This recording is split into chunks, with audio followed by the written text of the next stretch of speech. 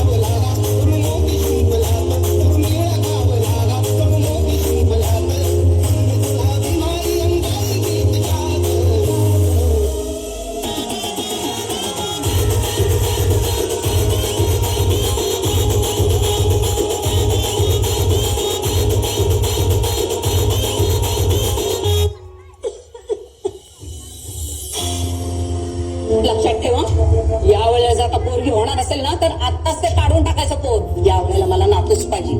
अहो आई, आता यात माझे काय चूक? आपल्या खानदानाचं नाव काय तुझ्या पोरी मोठ्या करणार आहेत का?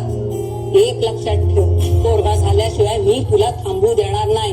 अहो पण मला त्रास होतो त्याचं काय? नाही सहन होतं आता मला. कधी एकदा आंबेडकर साहेब तो कायदा आणतील ना असं झालंय मला. नाव काढू नकोस त्या आंबेडकराचं. आंबेडकर साहेब काही करून या सगळ्यातनं आम्हाला बाहेर काढा. पोरं जन्माला घालायची आणि चूल फुकत बसायची, यातच दिवस चालेत आमच्या बाईच्या जातीचे. साहेब, जिवंतपणी मरण यातना नाही सहन होत आता. आपल्याला मूल होऊ द्यावं का नाही हा निर्णय घेण्याचं स्वातंत्र्य प्रत्येक स्त्रीला असलंच पाहिजे. कारण गरोदरपणाचा, बाळंतपणाचा आणि मुलाच्या संगोपनाचा सगळा भार हा स्त्रीवरच असतो. त्यामुळे कोणत्याही कारणाने जर एखाद्या स्त्रीला मूल होऊ देण्याची इच्छा नसेल तर तिला गर्भधारणच टाळता येण्याची सुविधा असलीच पाहिजे.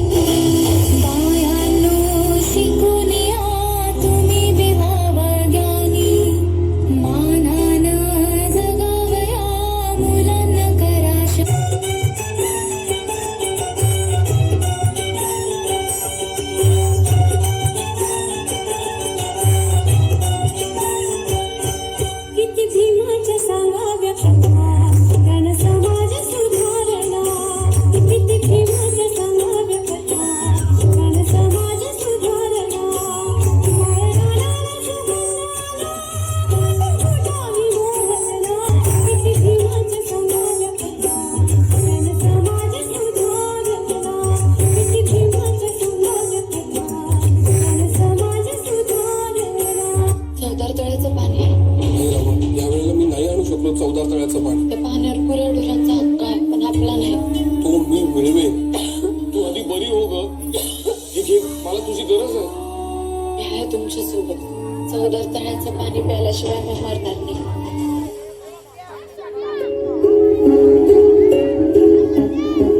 आपण समानतेसाठी पाण्याला स्पर्श करणार आहोत. प्रश्न पाप पुण्याचा नाहीये, प्रश्न आपल्या हक्काचा आहे. चला.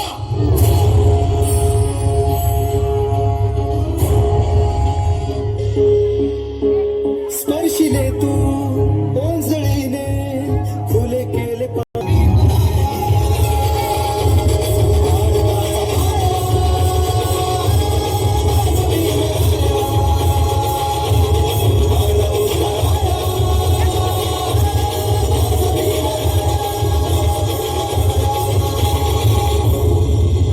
शिव शिव शिव शिव शिव शिव शिव शिव शिव शिव